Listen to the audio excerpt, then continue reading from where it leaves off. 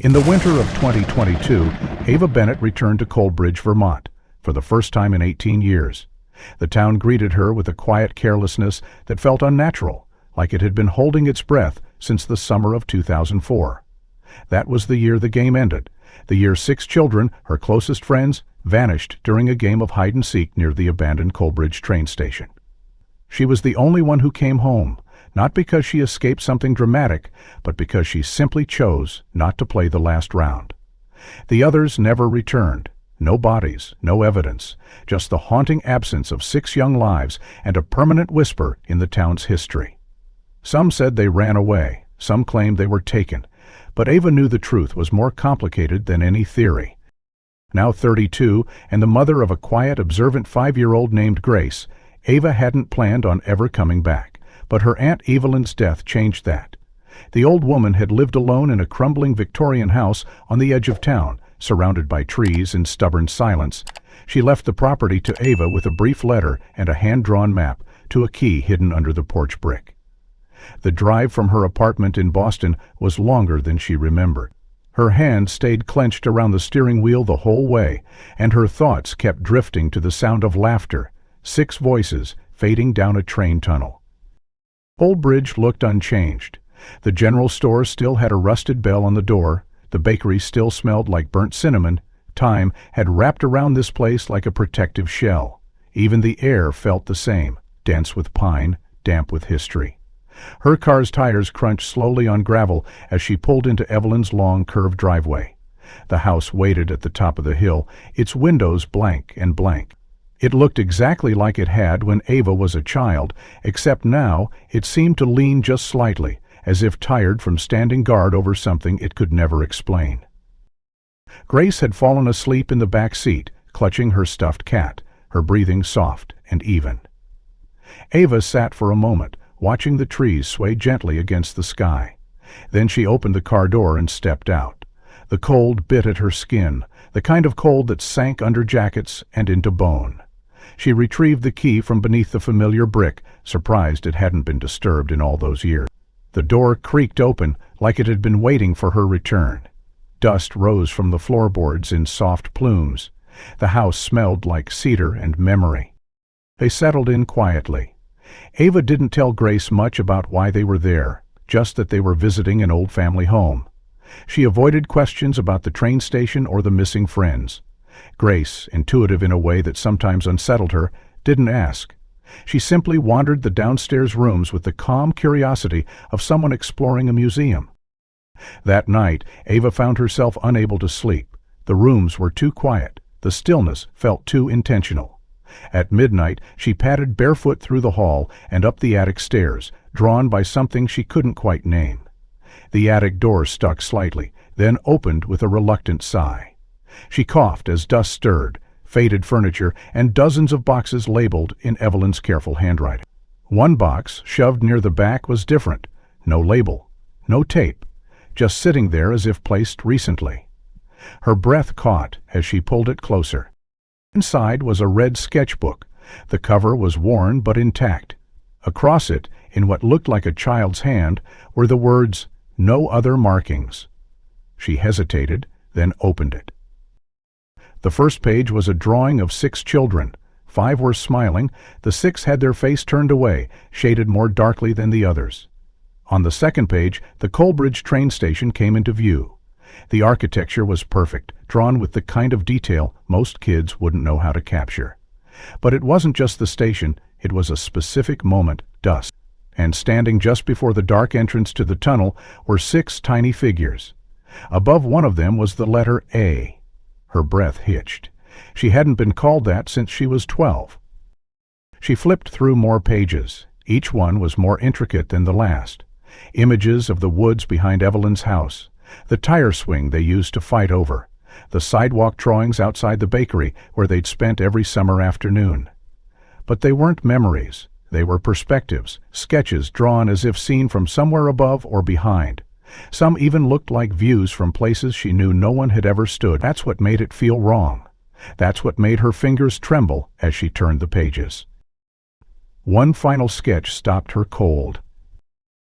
It was of the train tunnel, just the tunnel, The frame was drawn tightly around the arch, which was pitch black inside, but at the edge, just visible, was a hand. Small, reaching out. A line of text at the bottom, written faintly in pencil, read, "The game isn't over." Ava closed the book and held it tightly to her chest.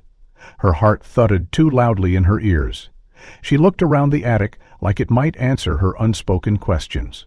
But there was only dust and silence. She descended the stairs slowly, her pulse refusing to settle.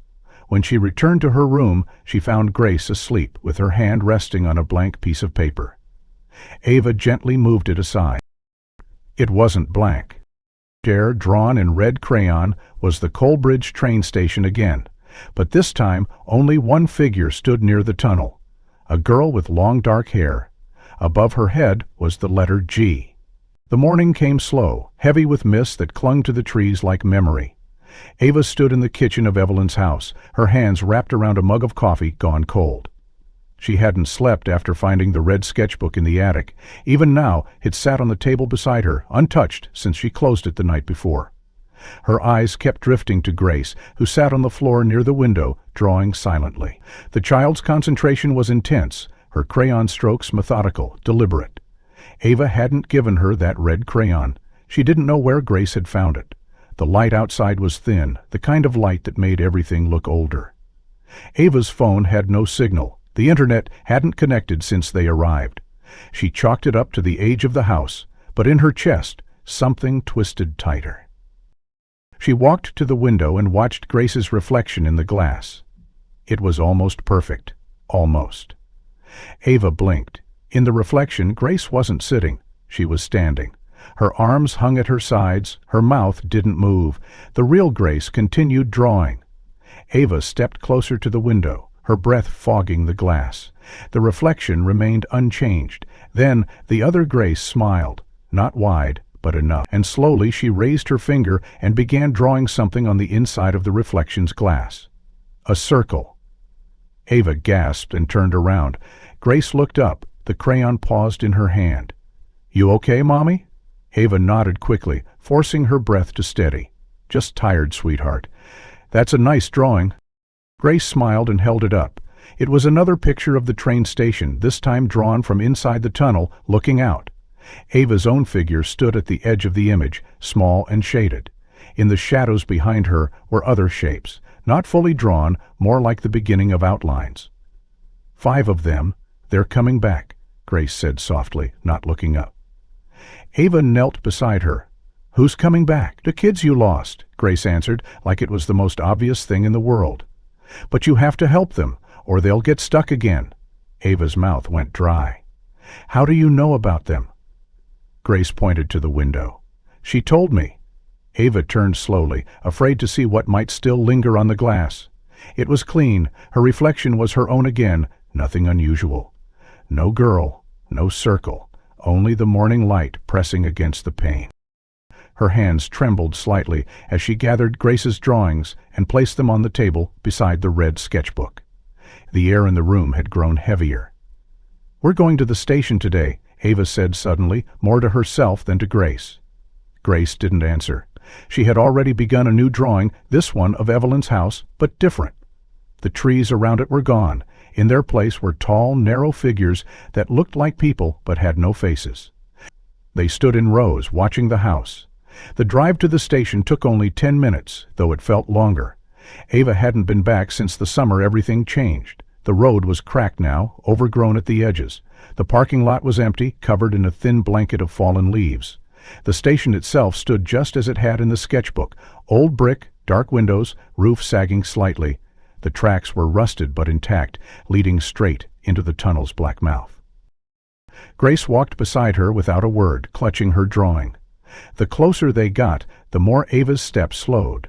The tunnel had always scared her, even before the disappearances. It wasn't just the darkness. It was the feeling that once you stepped in, the world behind you might stop existing. She stood at the entrance and listened. Nothing. Not wind, not birds, not the crunch of leaves, complete silence. She reached for her daughter's hand. "Don't go in," Grace whispered. Ava looked down. "Why not?" "Not yet," Grace said. "They're not ready." She placed her drawing gently on the tracks, just before the tunnel. Then she turned and walked back toward the car.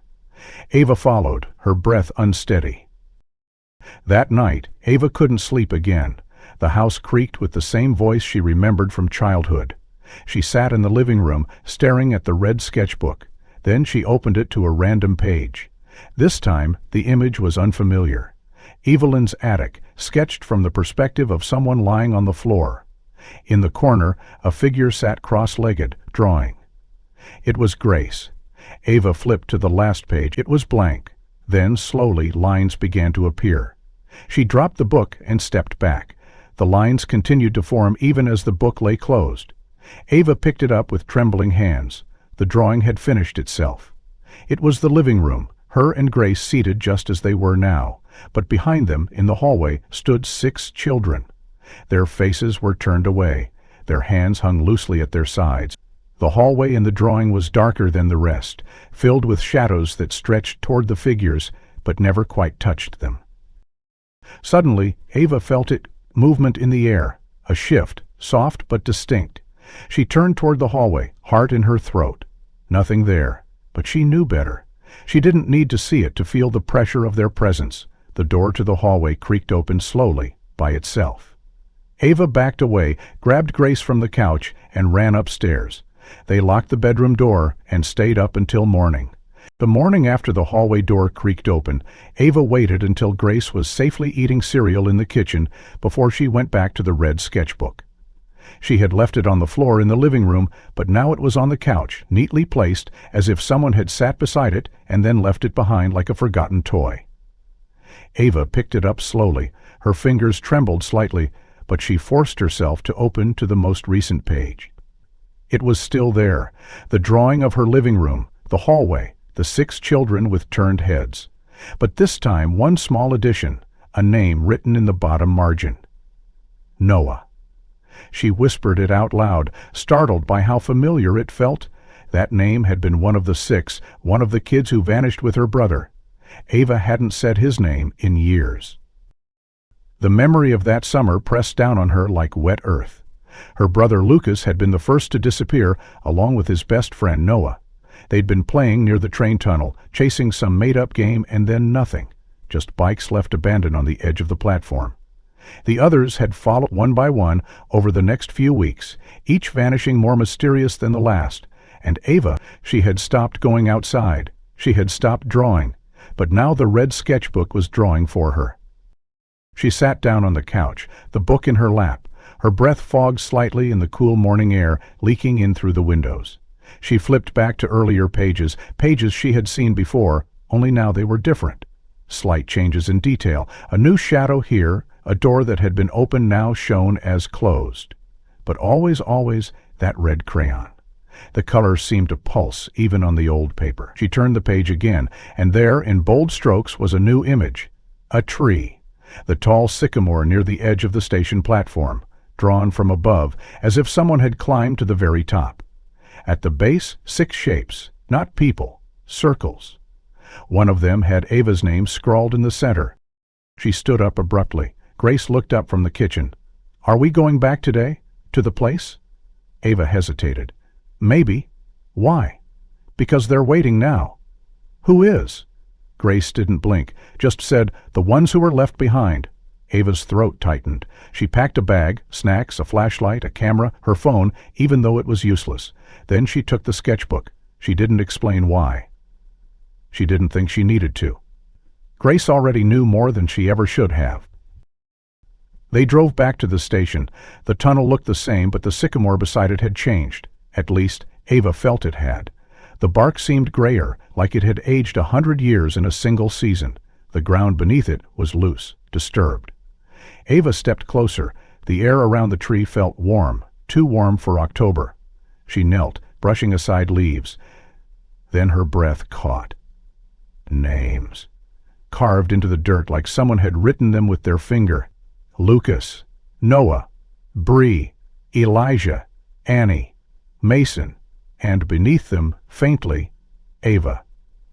She recoiled, falling backward into the dry leaves. Grace stood beside her, watching the names with a calmness that didn't belong on a child's face.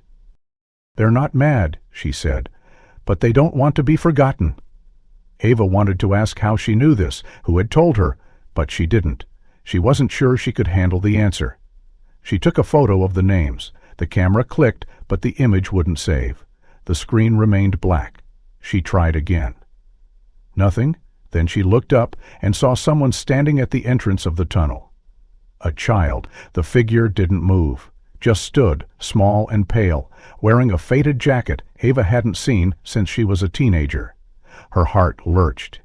It was Lucas's jacket, the same one he wore the day he vanished.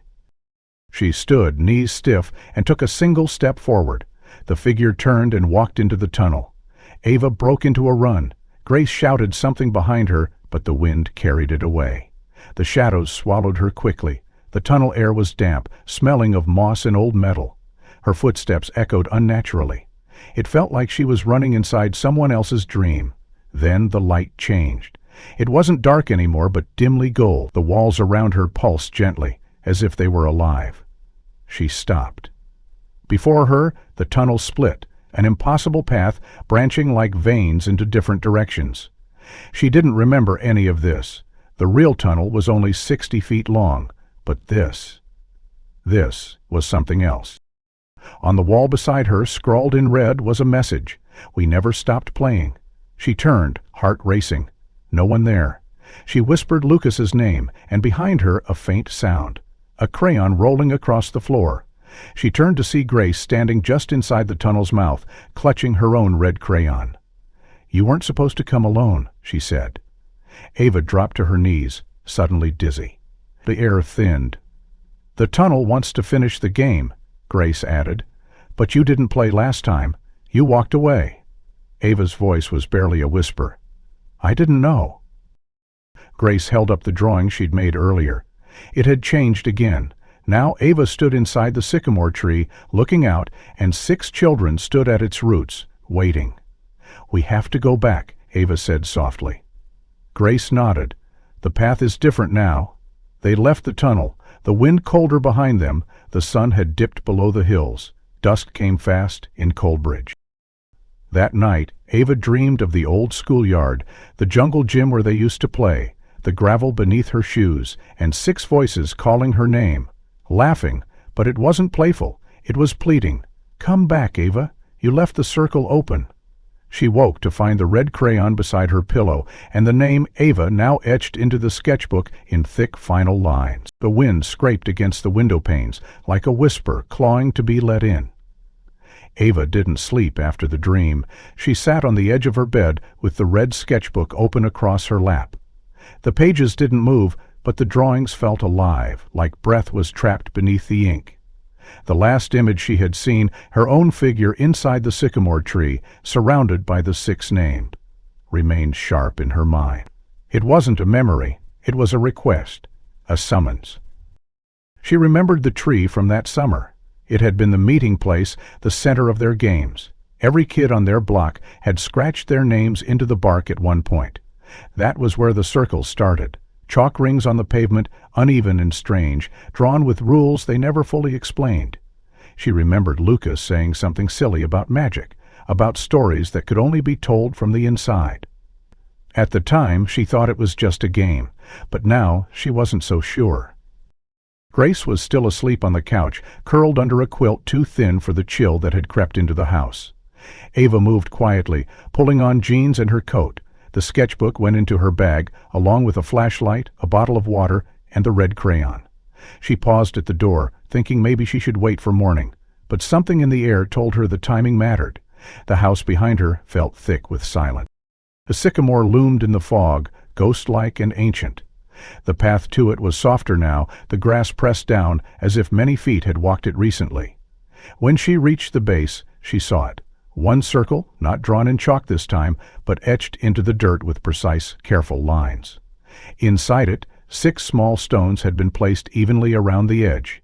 A 7th space remained empty. In front of it, her name had been written again. The line beneath it had been pressed hard, deep enough to split the earth's surface.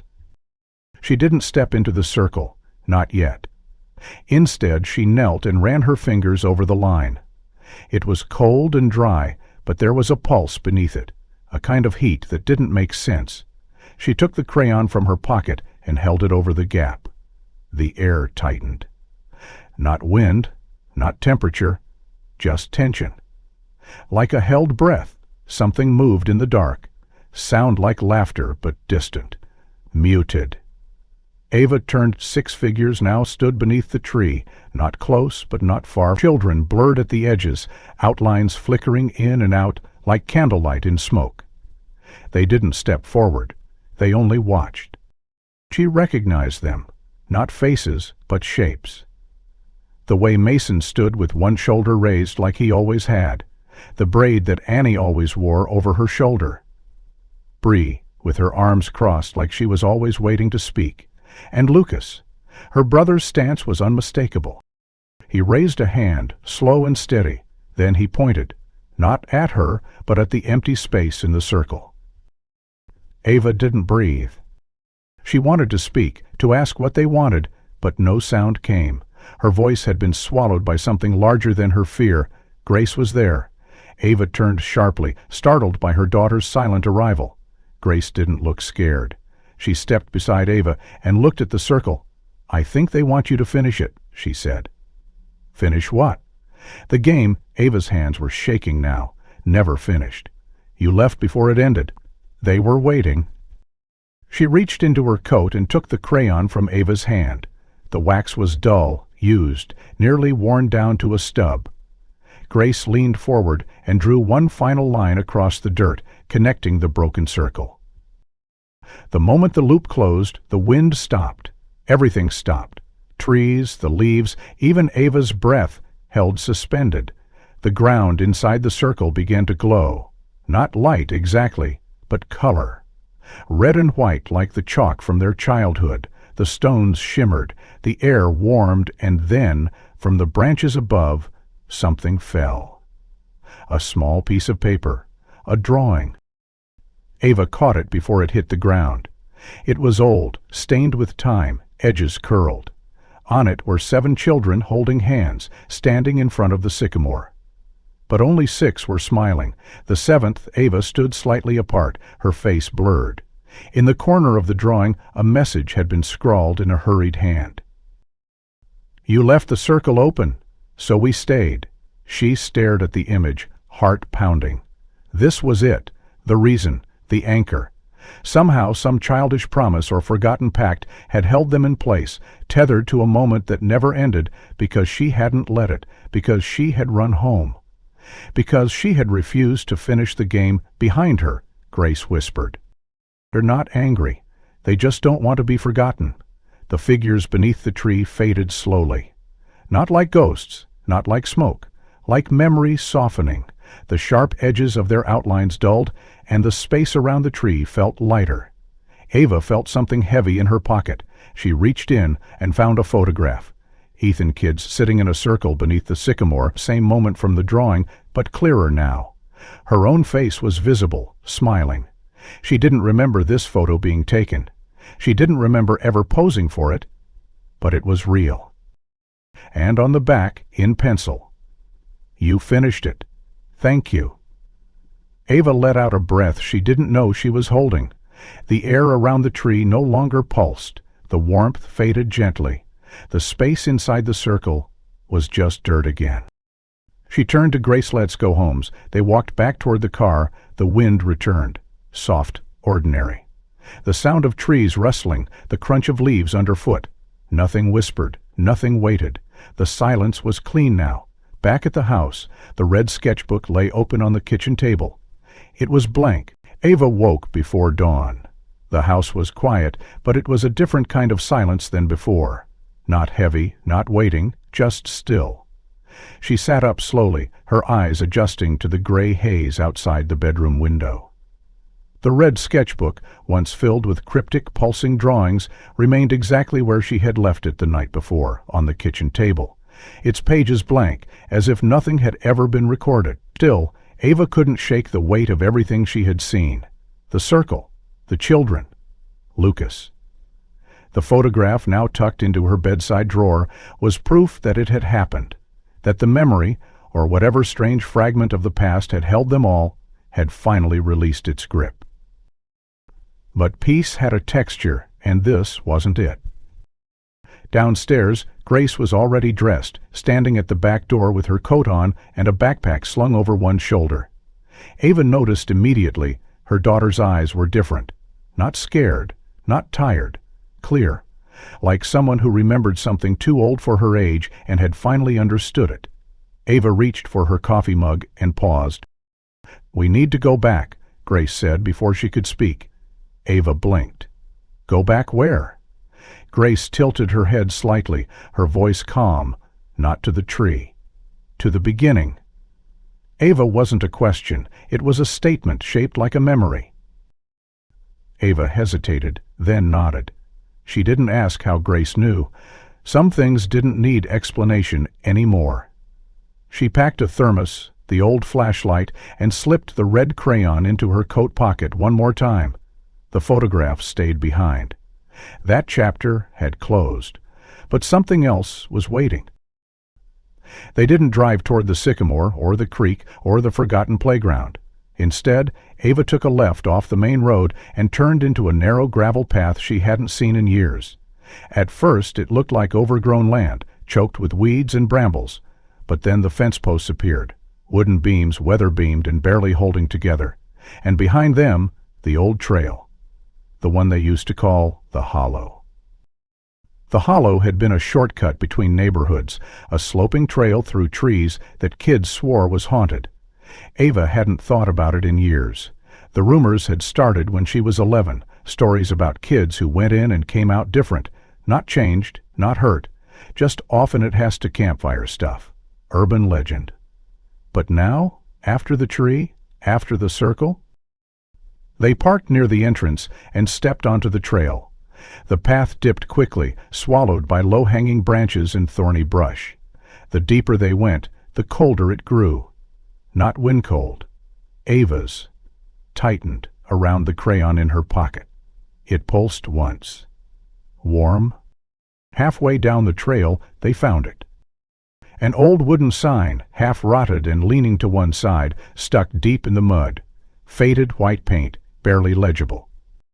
Story begins here. Grace stepped forward and placed her hand on the sign.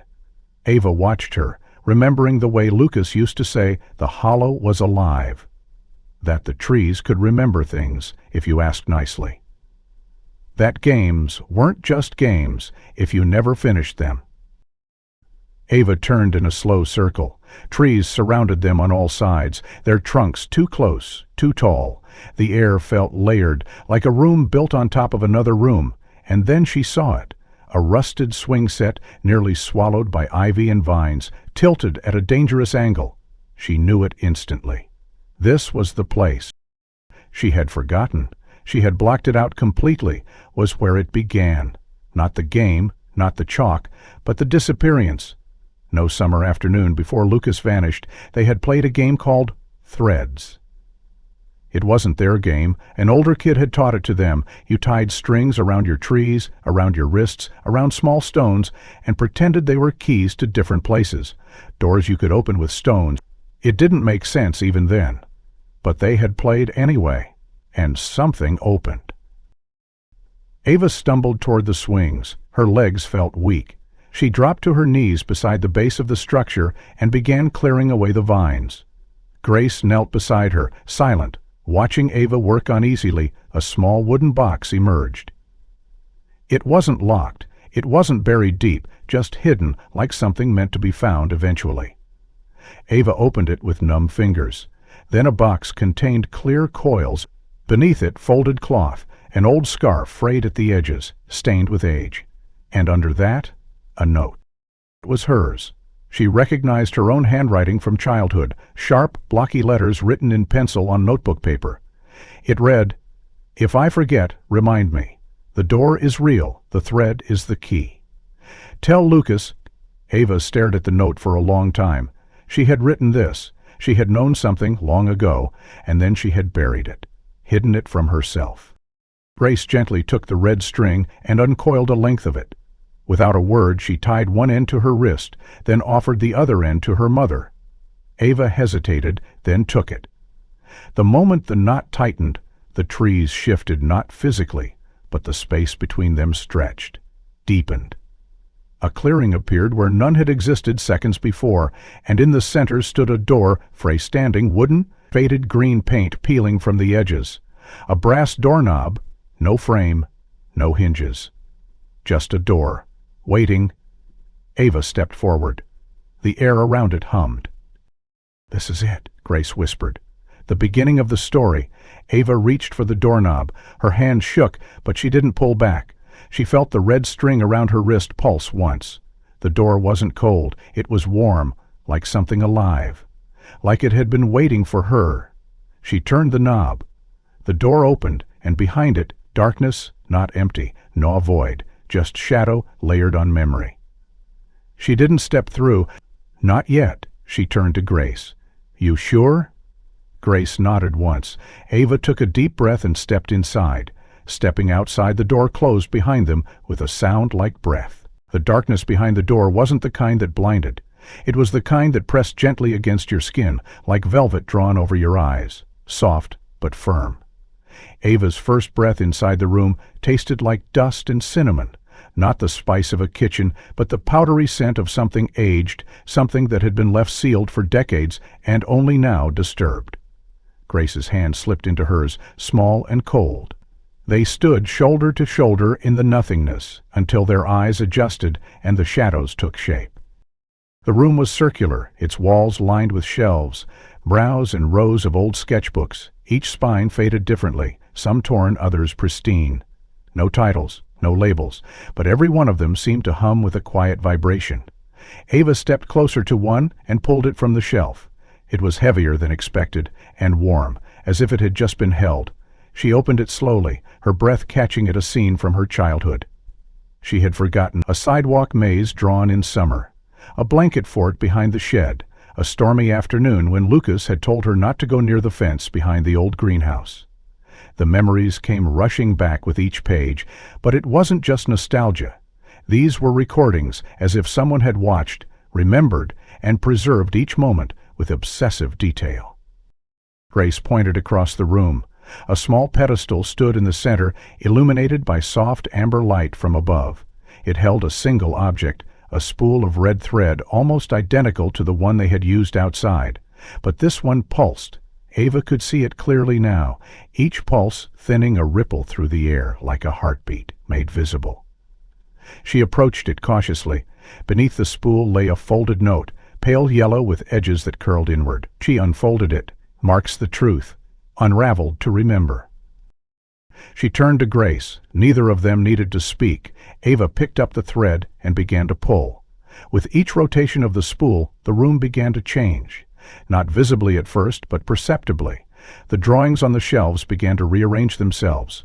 Books floated gently into the air and resettled into new places. The light changed too, shifting from warm to cool, as if the room were moving through seasons. Came the first echo. It was soundless, yet undeniable. Ava felt it in her chest, a pressure, a ripple, a memory not yet formed, and then a voice. Lucas's voice. It was soft, faint, but real. Have to see it. It's under the ash tree. Ava turned quickly to Grace, who had already begun walking toward a new door that had appeared on the far side of the room. The wooden frame pulsed with the same red glow as the thread. The door was slightly ajar, and from the gap spilled a faint silver light. They passed through without speaking, into a long hallway that wasn't part of the red house, wasn't part of any house Ava remembered. It was a corridor made of sky open air with walls shaped by shifting clouds and starlight. Beneath their feet, the floor appeared solid but yielded slightly, like stepping on moss. Each step brought new images rising to the surface. Snapshots of childhood, dreams once forgotten, whispers of something ancient watching from the distance. Halfway down the hallway, Ava stopped. A single picture had emerged at her feet, the ash tree in the backyard of her childhood home, the one she hadn't thought about in years. But here it looked strange, split down the middle, hollow at its core. She bent down and touched the image. The floor rippled. Grace grabbed her arm to steady her. Then, without warning, the hallway cracked open. They were no longer walking, they were falling, not down, but through layers of memory, like pages being turned too fast to follow. Ava tried to focus, but the images laughing, Lucas crying, Lucas running. A red circle drawn in chalk at the base of the ash tree. Then everything stopped. They stood now in a field, real grass beneath their feet. A breeze, real wind, tugging at Ava's coat. In front of them stood the tree, the ash tree, just like the picture. Tall, split, hollow story was no longer memory. This was something else, a space between story and truth. Grace stepped toward the tree, her eyes fixed on something only she could see. Ava followed cautiously. The hollow in the trunk glowed faintly from within. As they approached, they saw it. Inside, barely visible through the layers of bark and rot, a tiny wooden box. Not like the one at the swings. This one was carved with symbols, stars, spirals, a small open eye. Ava reached in and pulled it out. It was locked, no keyhole visible, just a groove in the shape of a circle, the exact diameter of a crayon. She looked at Grace. Slowly, deliberately, she pulled the red crayon from her coat pocket and pressed it into the groove. The box clicked open. Inside, folded so many times it felt brittle, was a single sheet of paper. On it, a map, not of streets, but of choices. Threads winding around drawn doors, names of places she knew mixed with symbols she didn't. And in the center, one word written in sharp, dark script. Last round, before Ava could speak, the wind picked up. The tree groaned. Not like branches shifting, but like something waking. Ava backed away, the map clutched tightly. Grace didn't move. Behind them, a new sound. Laughter, soft, layered, not cruel, just. They turned to see 5 figures stepping into view. Not exactly as they were, not quite ghosts. Each carried something, a drawing, a string, a piece of chalk. Lucas among them, a quiet smile on his face. "Remembered?" he said softly. Trace nodded. Ava stood frozen beside the ash tree, the map clenched tightly in her hand. The breeze that had stirred moments before was now a steady whisper through the tall grass, as if the field itself had begun to breathe. Across from her, the 5 figures came into clearer view, their shapes sharpening with each step. Lucas looked the same as he had the summer he vanished. Faded jeans, a torn collar, and that familiar look in his eyes, half defiant, half hoping. The others, Eli, Morgan, Jasmine, and Theo, each held fragments from that summer, long ago. A piece of string, a chalkboard slate, a drawing folded many times, and a small flashlight that flickered dimly. They didn't speak at first, and Ava didn't either. She was too caught between wonder and dread, too aware that the rules of the world had bent so far they might never return to how they once were. Grace remained still, her eyes never leaving Lucas. When he spoke, it was barely above a whisper, but the words carried weight. The last round was never played. That's why everything stayed open. That's why we're still here. Ava turned to the map in her hand, eyes scanning its web of lines and circles. She saw her name at the edge, marked in faded red ink. The children had drawn her path before she'd even known she was returning. In the center of the map was a spiral, and within it a symbol she remembered from one of the old chalk games. 3 dots above a crooked door. Ava asked what the last round was, her voice catching on the words. Jasmine unfolded her drawing and showed her.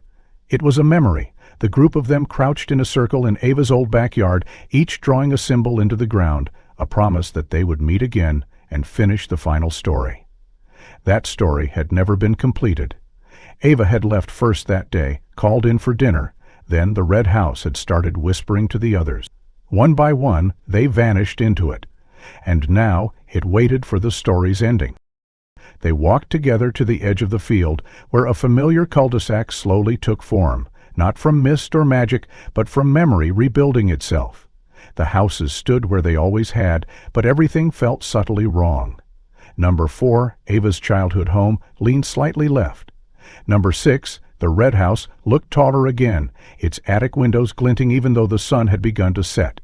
The children paused in the center of the cul-de-sac, placing their items on the pavement in a circle. Lucas handed Ava a stub of chalk, the same red she had used all those years ago. "You have to draw the door," he said. "Then we can finish." Her hand trembled as she knelt on the cracked asphalt. She remembered the shape, the narrow curve, the mark above the handle. It wasn't perfect, but that had never mattered. The moment the chalk connected and the last line was drawn, the ground beneath them pulsed. Not violently, more like a slow exhale. The door in the chalk circle began to rise, not physically, but perceptibly. Its shape shimmering into presence, not unlike how a heat wave distorts light. The door stood just tall enough for a child to pass through. Theo stepped forward first. He looked at Ava and said, "If you don't go too, we can't leave." Ava nodded and turned to Grace. Her sister's face was pale, but steady. "We go together," Ava said, and together they stepped through the door. Inside, the house was changed. It had memory now. The walls moved with them, shifting to reflect each person's fear and comfort. Ava saw her fourth-grade classroom again, but this time empty, quiet. Lucas walked through the back door into a room that looked like his old bedroom. The others entered spaces they knew, all reflections of their most anchored moments. But these were not traps. They were pieces, fragments meant to be remembered and let go. The red crayon pulsed once in Ava's coat pocket. She removed it and let it hover above her palm. It drifted gently, leading her to a spiral staircase that hadn't been there before. Grace followed close behind. They climbed in silence, the walls tightening until they reached the attic. The attic was no longer dusty or forgotten. It had transformed into a library of forgotten games. The walls were covered in chalkboard paint, filled with the scrawls of every rule they had ever made up. No stepping off the lava tiles, 10 seconds of invisibility, the safe zone under the maple tree. At the center of the attic was a final board game, Forget Up, waiting to be named. The red crayon floated to Ava's hand again. She crouched and wrote one word in the first square, Begin. Each of the children entered the room then, taking a piece of chalk, filling in the squares. Hide, climb, shout, trust, wait, remember. Ava hesitated before the final square. It felt heavy with meaning. She bent low and wrote one last word, Return. As the word was completed, the attic filled with light, not the blinding light of endings, but the soft glow of memory becoming history. The house shivered once, the floor groaning like wood finally relaxing after bearing weight for too long. One by one, the children faded, not a released, a released. Lucas smiled before he disappeared, mouthing the words, Thank you. Ava reached for Grace, and together they stepped back through the attic window into the quiet of their own world. The wind had changed when Ava and Grace stepped out of the attic window. It was subtle at first, just a hush in the trees, a heavier stillness in the air, but something in the way the light bent over the rooftops of Briar Lane made Ava pause. It wasn't just that the sky had dimmed further, or that the red house now looked subdued, like an old story finally told. It was the fact that she could feel the ground beneath her feet exhaling. The house had let go, but it hadn't disappeared. Nothing ever truly disappeared on Briar Lane. Not chalk marks, not vanished friends, not the weight of unfinished stories. Grace stood next to her, her eyes scanning the street, waiting for something that didn't come. The silence wasn't comforting. It was anticipatory, like the saw-blaster Sally draining. And then they saw it, a drawing nailed to the light pole near the mailbox. Not noticed, not paper but cloth, the size of a placemat, faded at the edges. Ava pulled it down with care. It was a map, but it was not the one she had carried. This one had changed. Not just updated, but rewritten entirely. They sat down on the front steps of number 4, the drawing laid between them. The streets were familiar, but something was wrong. The cul-de-sac had warped. It was no longer circular, but spiraled, like a shell. Each house was still there, but now they were connected by line. Ava traced the spiral with her finger. The more she followed it, the more she realized each turn corresponded with a memory. The first circle touched the maple tree where Lucas scraped his knee. The second passed the cracked sidewalk where Jasmine used to draw hopscotch boards. The third crossed Ava's own backyard, but the fourth veered. It led not to a place, but a time. The summer of 1998, the day the house went silent. Grace pointed at the symbol beside the red house. It had been on the attic wall, drawn in red wax just above the old game board. It hadn't meant anything then, just another scrawl in a house full of scribbles.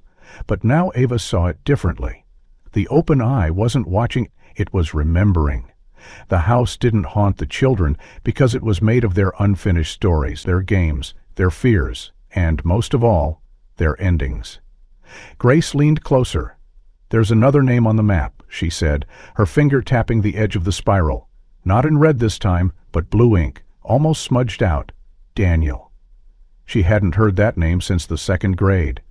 Daniel Weaver, the boy who moved away the week before the red house changed. He had never returned, not even for reunions or holidays. But now, his name marked the outermost edge of the spiral, as if he had never left. The next morning they drove north.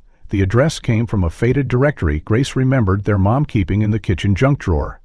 The trip took 4 hours. Along the way, Ava couldn't stop thinking about the chalk map, how the red lines had looped so tightly toward the center, like they had been coiled all this time, waiting for someone to find the right path inward. When they reached the edge of Cumberland Hollow, they knew they were close. Daniel's house was a modest ranch with peeling white siding and a front yard overtaken by ivy. The mailbox had been replaced recently, sleek black metal, a stark contrast to the weathered look of everything else. Ava knocked. They waited. Nothing. She tried again, still silence, but as they turned to leave, the door creaked open. Daniel stood in the frame, older than Ava remembered, but unmistakable. His hair was longer now, streaked with silver at the temples, his eyes dark with something that wasn't fear exactly, but understanding. He didn't say anything. He didn't need to. He looked at Ava, then at Grace, then at the map in Ava's hand. He stepped aside and let them in. Inside, the house was dark, but not empty. It felt like a memory that had grown moss off it, soft at the edges, but dense. The living room held stacks of notebooks, each labeled by year. On the mantel above the fireplace was a single photograph, standing in a circle.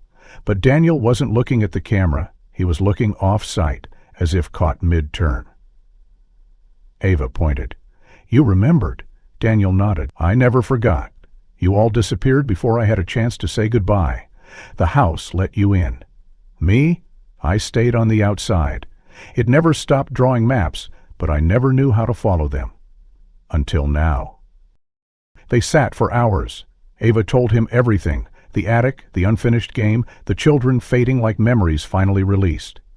Daniel listened, never interrupting. When she showed him the cloth map, he leaned closer and whispered something Ava hadn't expected. "You still haven't finished. This isn't the last version." Ava blinked. "What do you mean?"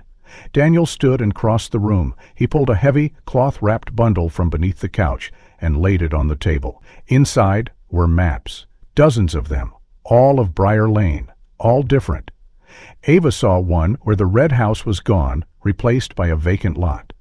Another where every home was drawn in ink except for number 6, sketched in charcoal and scribbled out. One map stopped her cold. It was dated 6 months ago.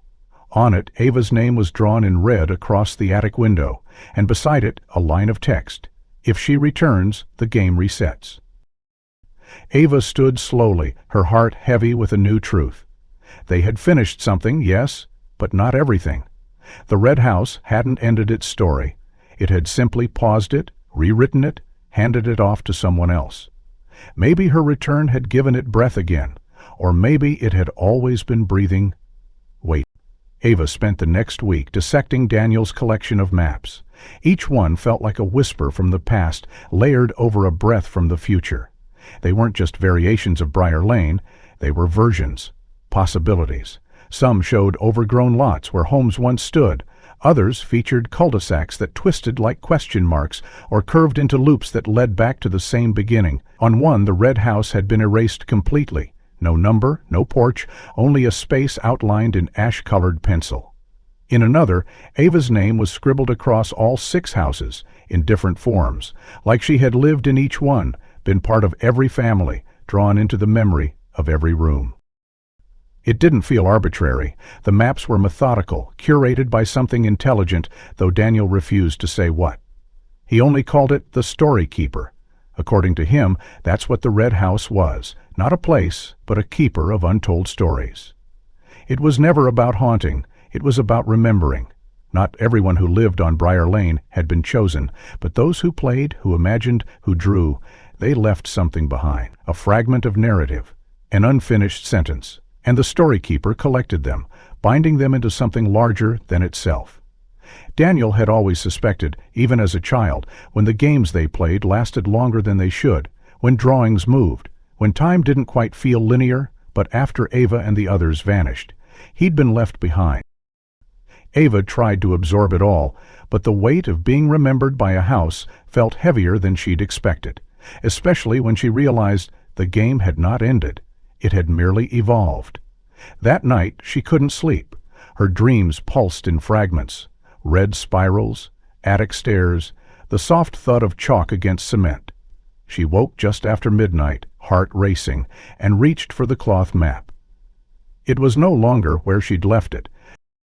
She found it folded on her windowsill, its corners damp with condensation. But it had changed again. Now, instead of a spiral, the streets of Briar Lane formed a shape she hadn't seen before, an eye with a path curling through the pupil. And within that path were words, written so small they almost disappeared, "Finish what we forgot." Ava turned it over. For the first time, there was an instruction, a single sentence written in uneven graphite strokes. "Draw the story that ends us." The meaning settled over her like fog. The Story Keeper had been collecting for decades, maybe longer. But it had never concluded anything. All it could do was archive, wait, hope someone would understand enough to bring the story to its last page. Ava sat for hours, staring at the sentence. It sounded like a plea, not just for resolution, but for release. Like the house wanted to stop remembering, but couldn't. Not unless someone told the story properly, not unless someone finished it. She returned to Briar Lane at dawn. Grace stayed behind with Daniel, cataloging more of the older drawings. Ava walked alone, the cold air pinching her cheeks, her fingers wrapped around a fresh red crayon. She had brought the notebook too, not the one she'd filled during their first visit, but a new one. No memory, no bias, a place where the final chapter could begin. As she approached number 6, she noticed something strange. The sidewalk in front of the red house was blank. No chalk circles, no names, just clean concrete, like rain had washed everything away. But Ava knew better. Nothing ever truly vanished here. She stepped onto the porch, felt the boards groan beneath her weight, and reached beneath the mat. The key was gone. In its place, a folded piece of paper. She opened it, a single symbol, a spiral drawn inward until it vanished. The door creaked open on its own. Inside, the house was dark but not abandoned. There were signs of movement. Dust patterns shifted, air warm with breath that wasn't hers. The furniture was back in place, familiar and lived in, but the drawings were gone. The walls were bare. The attic door was closed. Ava climbed the stairs anyway. At the top she paused. This time the third door stood ajar. No handprints, no red wax, just light. She stepped through. The attic had changed again. Now it resembled a gallery. Drawings covered every wall, pinned, taped, painted directly onto the wood. But none were new. They were all the same images repeated. 6 children, 1 red house, a missing circle. Ava walked to the center of the room. The game board was gone, replaced by a table. On it, a blank notebook identical to hers, a red crayon beside it. She opened the first page. Nothing. She turned to the second. Still blank. But the third. There was her name, written faintly at the top, followed by 5 simple words. Tell what you still know. She sat. The house breathed. The light shifted. Ava picked up the crayon and began to draw. She started with the cul-de-sac, its familiar curve, each house in its proper place. Then the children, Michael, Jasmine, Leo, Penny, Sam, and herself. She drew them playing, laughing, unaware. Then she drew the game. The attic, the door that shouldn't have opened, the circle that was never finished, and when she got to the part where they vanished, she hesitated. But then she drew it anyway. The way the walls curled, the silence, the breath that wasn't hers. She drew it all. The crayon began to dull. As she finished the final line, her older self walking away from the red house. The room changed again. A light pulsed from the floor, slow and steady like a heartbeat. The drawings on the walls shivered, like pages caught in a breeze. Ava stood. The spiral from the map began to glow faintly on the floor. She stepped into it. The room dimmed, and then, across from her, 5 figures appeared, not ghostly, not dreamlike, but whole. Michael, Jasmine, Leo, Penny, Sam. Their eyes met hers. No one spoke. They didn't need to. Ava stepped forward. She held out the notebook. Michael took it, his hand steady. He turned to the final drawing. His smile was soft. The light intensified. One by one, the children faded, not violently, not abruptly, but gently. Like a page being turned. Ava stepped out of the house just after sunrise. The red house didn't loom anymore. Its windows were just glass now, its porch just wood. The street was silent, not with tension, but with peace. She walked back to her car, the notebook still in her hand, only now it was full. Ava drove away from Briar Lane with the filled notebook on the passenger seat beside her, sunlight streaking across the windshield in long golden blades. The road was still, the engine quiet, but inside her there was a hum. Not of fear or anticipation, but of something concluding into rest. She could feel the red house receding behind her, not just in space, but in memory. The weight it had pressed into her life, the silence it had stretched through decades, all slowly lifting like heavy snow melting from a roof. But even as the tension faded, Ava remained alert. She knew the house wasn't gone. It couldn't be. Stories didn't die, they just finished their part and waited for the next voice. And now the voice was hers, because she had remembered it all and drawn it to the end. She arrived back in Cumberland Hollow by late afternoon. Grace and Daniel were waiting, seated at Daniel's long, paint-streaked table, surrounded by open sketchbooks and unspooled red thread. Grace ran to meet her before Ava had even opened the car door, her arms tight around her mother's waist, her breath fast against her coat. "Did it work?" she asked, eyes wide, and Ava only nodded, handing her the notebook. The pages fluttered in the wind like wings. Daniel turned it slowly, inspecting the final entries with care. The drawings were simple, no elaborate detail, no perfect proportions, but each one was true, and truth mattered more than beauty. As he reached the final image, Ava stepping through the red house door one last time, he closed the notebook softly, like sealing a vault. "That was it," he said. "That was the last version. The house is quiet now." But Ava noticed the hesitation in his voice. "Quiet isn't the same as gone, is it?" she asked. Daniel sighed and nodded. "It's as close as it ever gets, until someone else listens." They sat in silence after that. Grace placed the notebook on the mantel above Daniel's fireplace, beside the photograph of the 6 children who never came back. For a long while, no one spoke. And then Grace stood and reached for the spool of red thread beside the notebooks. She held it gently in her hand, then turned to Ava with a quiet certainty. "If we don't keep telling it, someone else will, and maybe they won't know how." Ava knew what she meant. The story wasn't just theirs anymore. It belonged to everyone who had ever forgotten something too important or remembered something too painful. It belonged to the ones who played games that went too far and the ones who walked away before they were finished. The red house had been a vessel, but the story was always human, always fragile, always waiting to be completed.